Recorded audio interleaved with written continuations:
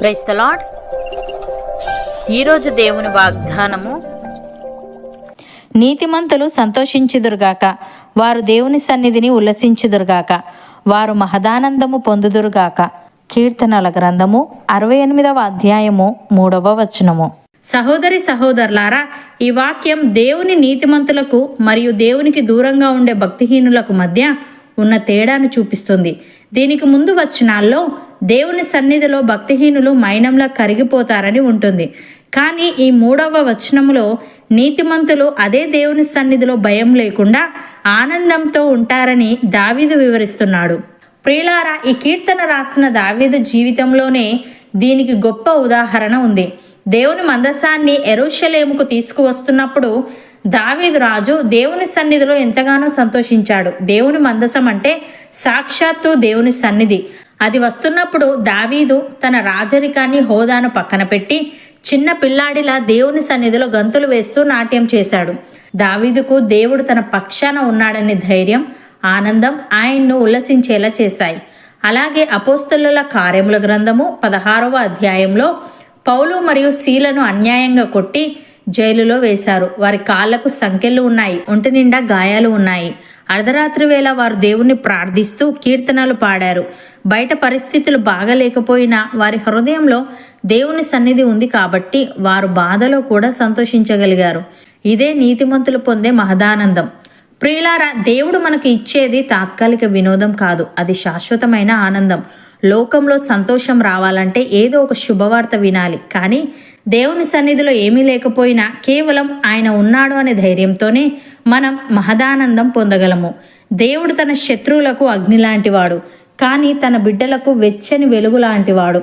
ఆ వెలుగులో మనం ఆనందించాలని దేవుడు కోరుకుంటున్నాడు. భక్తుడు ఈ విధంగా అంటున్నాడు: భక్తిహీనులకు అనేక వేదనలు కలుగుచున్నవి, యెహోవా యందు నమ్మిక ఉంచు వానిని కృప ఆవరించుచున్నది. నీతిమంతులారా, యెహోవాను బట్టి సంతోషించుడి, ఉల్లసించుడి. యథార్థ హృదయులారా, మీరందరూ ఆనందగానము చేయుడి అని. ప్రియులారా, మనుష్యులందరూ భయము కలిగి దేవుని కార్యములు తెలియజేయుదురు, ఆయన కార్యములు చక్కగా యోచించుకొందురు. నీతిమంతులు యెహోవాను బట్టి సంతోషించుచు ఆయన శరణు జొచ్చెదరు.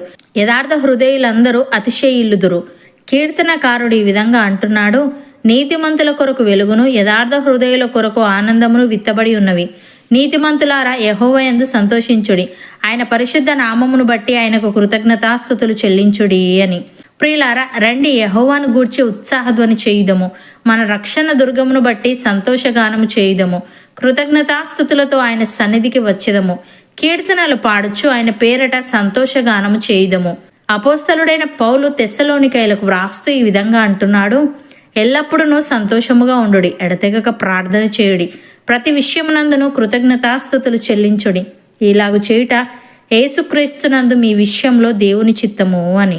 సహోదరి సహోదరులారా, మీరు విశ్వసించు అతి పరిశుద్ధమైన దాని మీద మిమ్మును మీరు కట్టుకొనుచు పరిశుద్ధాత్మలో ప్రార్థన చేయించు నిత్య జీవార్థమైన మన ప్రభువగు యేసుక్రీస్తు కనికరము కొరకు కనిపెట్టుచు దేవుని ప్రేమలో నిలిచినట్లు కాచుకొని ఉండుడి.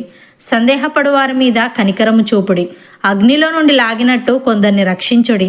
శరీర సంబంధమైన వారి అపవిత్ర ప్రవర్తనకు ఏమాత్రము నొప్పుకొనక దానిని అసహించుకొనుచు భయముతో కొందరిని కరుణించుడి. తొట్టిల్లకుండా మిమ్మును కాపాడుటకును తన మహిమ ఎదుట ఆనందముతో మిమ్మును నిర్దోషులనుగా నిలవబెట్టుటకును శక్తిగల మన రక్షకుడైన అద్వితీయ దేవునికి మన ప్రభువైన యేసుక్రీస్తు ద్వారా మహిమయు మహత్యమును ఆధిపత్యమును అధికారమును యుగములకు పూర్వమును ఇప్పుడును సర్వయుగములను కలుగునుగాక. అవును అన్నవారు నాతో పాటు ప్రార్థనలో ఏకీభవించండి. పరిశుద్ధుడా, ప్రేమగల తండ్రి, నీతిమంతులు సంతోషించుదురని, వారు నీ సన్నిధిని ఉల్లసించుదురని, మహదానందము పొందుదురని నీవు సెలవిచ్చావు. తని నీకు స్తుతులు. దేవా, పౌలు సీలను అన్యాయంగా కొట్టి జైల్లో వేసిన, వారి కాళ్లకు సంకెళ్ళు ఉన్న, ఒంటి నిండా గాయాలు ఉన్న అర్ధరాత్రి వేళ వారు నిన్ను ప్రార్థిస్తూ కీర్తనలు పాడారు. బయట పరిస్థితులు బాగలేకపోయినా వారి హృదయంలో నీ సన్నిధి ఉంది కాబట్టి వారు బాధలో కూడా సంతోషించగలిగారు.